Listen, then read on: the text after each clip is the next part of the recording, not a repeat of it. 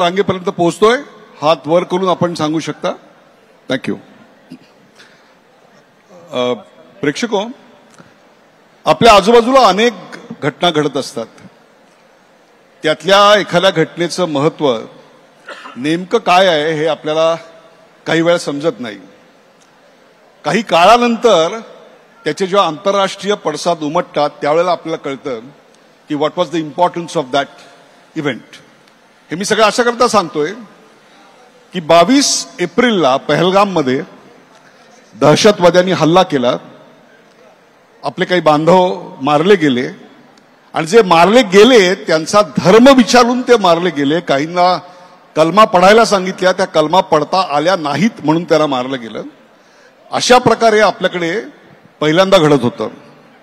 अर्थातच यापूर्वी cut by 1000 bleeds या न्यायाने अनेक ठिकाणी अशा प्रकारचे पुलवामा, पठाणकोट हल्ले झालेले होते. परंतु त्यावेळेला भारताचा रिस्पॉन्स आणि आत्ताचा रिस्पॉन्स याच्यामध्ये खूप फरक होता. आणि मग मे महिन्याच्या पहिल्या आठवड्यात पहिल्यांदाच असं घडलं की पाकिस्तानमधल्या 9 टेरर स्पॉट्सवर भारताने ऑपरेशन सिंदूरमधून जोरदार हल्ले केले.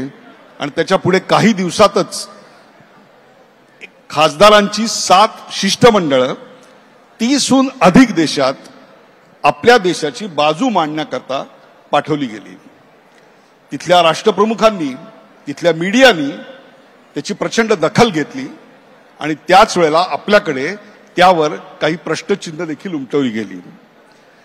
पुढच्या अर्ध्या तासामध्ये त्या शिष्टमंडळात समावेश असलेल्या आणि श्रीकांत शिंदे यांच्या बाबतीत बोलायचं झालं तर त्या शिष्टमंडळाचं नेतृत्व करायची संधी मिळालेल्या श्रीकांत शिंदे आणि मिलिंद देवरा यांच्याशी मी या विषयावर बातचीत करणार आहे, जेणेकरून आपल्या आजूबाजूला घडलेल्या घटनांचा नेमका अन्वयार्थ काय आहे, त्याचं महत्त्व काय आहे हे आपल्या लक्षात येईल. श्रीकांतजी नमस्कार.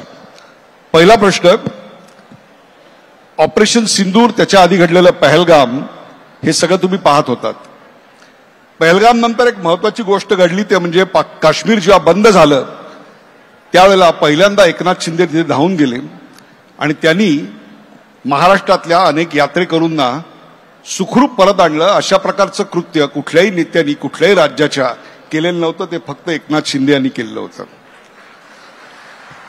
दुसरी गोष्ट, त्यानंतर 7 शिष्टमंडळ पाठवायचं ठरलं आणि त्यात पहिलं दुसरं जे नाव जाहीर झालं ते होतं श्रीकांत एकनाथ शिंदे. तुमची पहिली प्रतिक्रिया काय होती तुमचं नाव आल्यानंतर? सर्वप्रथम निरगुडकर साहेब, आपलं शिवसेनेच्या वर्धापन दिनानिमित्त या कार्यक्रमामध्ये देखील मी स्वागत करतो आणि आपलं धन्यवाद व्यक्त करतो की आपण हा कार्यक्रम इथे आणि आमच्या दोघांचाही एका वेगळ्या विषयावरती आणि जो महत्त्वाचा विषय त्याच्यावरती आपण इंटरव्ह्यू मुलाखत घेत आहे. मला वाटतं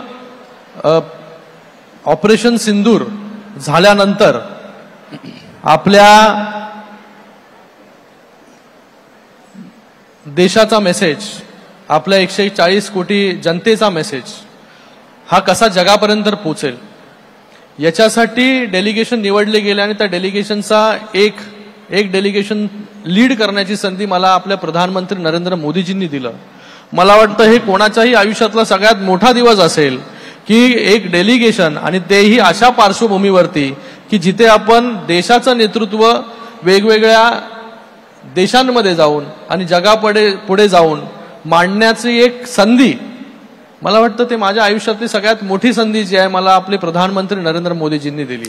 पण त्याचबरोबर तुमच्या शिष्टमंडळामध्ये SS अहलुवालिया होते की जे पहिल्यांदा खासदार म्हणून जेव्हा निवडून आले तेव्हा तुमचा जन्मही झालेला नव्हता. बशीर म्हणून जे होते, बशीर मोहम्मद, तेही असेच अनेक वेळेला खासदार होते. चिनॉय जे होते तेही सर्वात सिनियर डिप्लोमॅट ज्याला आपण म्हणू, अँबॅसेडर म्हणून ते होते. बासुरी स्वराज ज्यांची बॅकग्राऊंड सगळ्यांना माहिती आहे. अशा प्रकारचे दिग्गज आपल्या टीममध्ये होते. हे कळल्यानंतर दडपण नाही आलं? साहजिक आहे की विषय एवढा गंभीर होता की जेव्हा डेलिगेशन लीड करण्याची संधी दिली तेव्हाच दडपण आलं होतं की कशा प्रकारे आपण देशाची बाजू आहे. हे काय वेगळं म्हणजे साधं सुद्धा डेलिगेशन नव्हतं. अशा वेगवेगळ्या डेलिगेशनचा मी भाग झालेलो आहे, मिलिंदजी देखील झालेले आहेत आणि अशा वेगवेगळ्या डेलिगेशन्समध्ये आम्ही नेहमी गेलोय. पण हे जे डेलिगेशन होतं हे डेलिगेशन देशाची बाजू सांगण्यासाठी, देशाने कशा प्रकारे ऑपरेशन सिंदूर केलं, हा सगळं दडपण साहजिकच असणार आहे. आपल्याला साध्या एका इंटरव्ह्यूसाठी पण दडपण येतं, पण अशा परिस्थितीमध्ये जिथे देशाची बाजू आपल्याला मांडायची आणि त्याच्यामध्ये तुम्हाला डेलिगेशन लीड करायची संधी आपलं सरकार देत आहे, प्रधानमंत्री महोदय देत आहेत आणि त्याच्यामध्ये अजून दडपण म्हणजे आपण नावं घेतली SS अहलुवालियाजी सारखे. म्हणजे तुम्ही सांगितलं की माझा जन्म देखील झाला नव्हता, ते पार्लमेंटमध्ये पोहोचले होते. 34 वर्ष पार्लमेंटचा त्यांना अनुभव होता. त्याचबरोबर ET Basheer Mohammed ji, all India Muslim league, त्यांचा अनुभव 50 वर्षाचा आहे. मनन मिश्रा 7 वेळेस जे आहे हे बार काउन्सिलचे अध्यक्ष आहेत. असे वेगवेगळे लोक, डॉक्टर सस्मित पात्रा, त्याच्याबरोबर देखील माझं चांगलं बॉन्डिंग झालं, त्याचंही नाव इथे आवर्जून घेतो मी.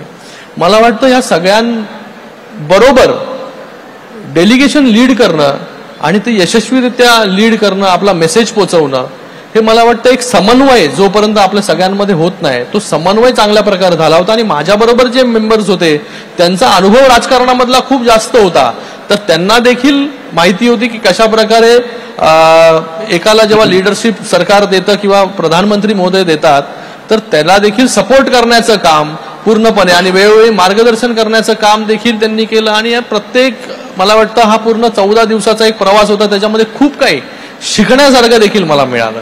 Okay, Milind Deora, you are not new to America.